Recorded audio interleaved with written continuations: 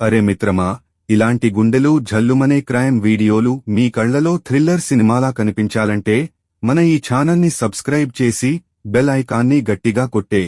POCSO కేసుల్లో ఒకరికి 22, మరొకరికి 20 ఏళ్లు జైలు.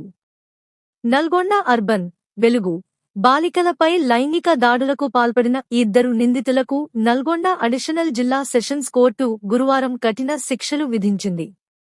ఒక కేసులో నిందితుడికి 22 ఏళ్ల జైలు, మరో కేసులో నిందితుడికి 20 ఏళ్ల జైలు శిక్షతో పాటు జరిమానాలు కూడా విధించింది.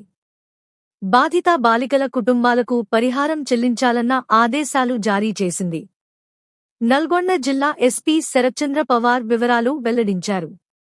చండూరు మండలం ధోనిపాముల గ్రామానికి చెందిన ఓ మైనర్ బాలికపై అదే గ్రామానికి చెందిన తిప్పర్తి యాదయ్య డిసెంబర్ 2016-18న లైంగిక దాడికి పాల్పడ్డాడు.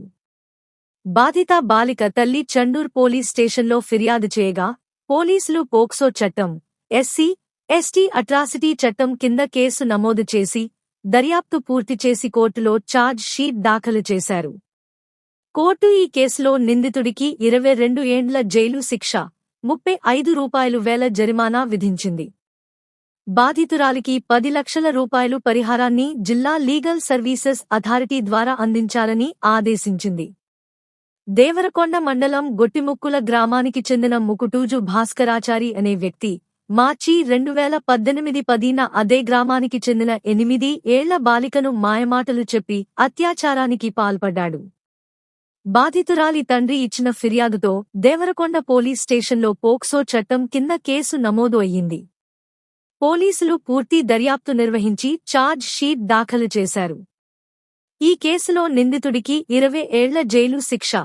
25,000 జరిమానా విధిస్తూ కోర్టు తీర్పునిచ్చింది. బాధితురాలికి కూడా 10 లక్షల రూపాయలు పరిహారం లీగల్ సర్వీసెస్ అథారిటీ ద్వారా చెల్లించాలంటూ ఆదేశించింది. ఎస్పీ శరత్చంద్ర పవార్ మాట్లాడుతూ, నిందితులకు శిక్షలు పడేలా సాక్ష్యాలు సమకూర్చి చట్టబద్ధంగా న్యాయం జరిగేలా పనిచేసిన పోలీసు అధికారులను అభినందించారు.